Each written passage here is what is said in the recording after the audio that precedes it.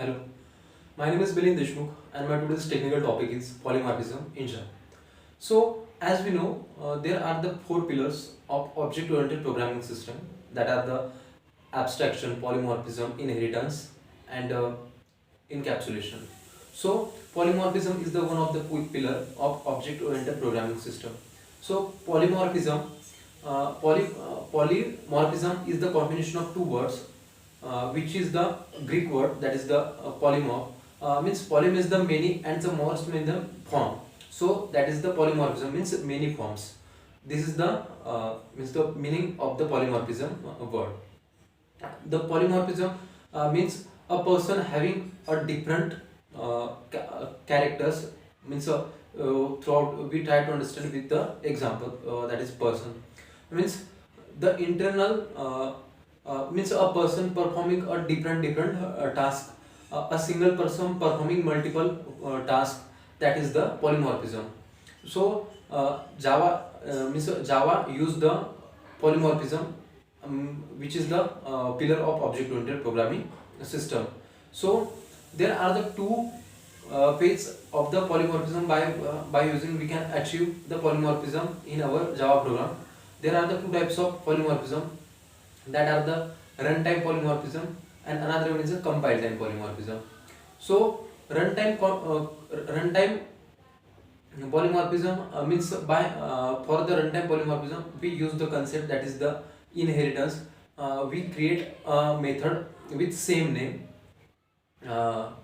in both classes, superclass as well as subclass, and at that time means in the both classes, if we call a method of parent class or subclass, if we call a method of subclass, the method of parent class get called. So this is the scenario of polymorphism. And in the method overloading is nothing but means the compile time polymorphism. Means how we can achieve the compile time polymorphism, that is the method overloading in our Java program. So we can create the multiple methods of same name but with different signature, like we can use the different types, different numbers of parameters, and by using that we can create methods which have the same name but have the different parameters.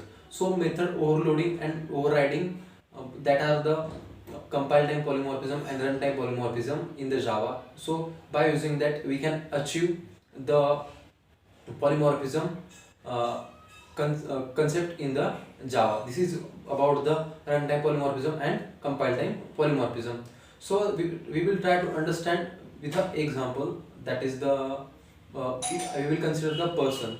So there is a person in a family which are performing the different tasks as a father, brother, and it may be brother of someone and grandfather of someone. So in that case the person is a single one, but it is performing the different role. Means this is how a single man performing the many roles, means that is the real meaning of polymorphism. And the another one, there are some concept like we can use a single means in our Java program we create some object and use in the many forms. So this is also the example of polymorphism in the Java. So polymorphism is nothing but one of the pillar of object-oriented programming system which follow by the Java. So Java is the purely object-oriented programming languages which use the four of the pillars of the object-oriented programming system. And there are two main types of polymorphism in Java, that are the compile time polymorphism and the runtime polymorphism. So compile time polymorphism is nothing but the method overloading, and the runtime polymorphism is nothing but the method overriding. So these are the two different types of the polymorphism. By using these two types we can achieve the phenomenon of polymorphism in our Java program. This is about the polymorphism. Thank you so much.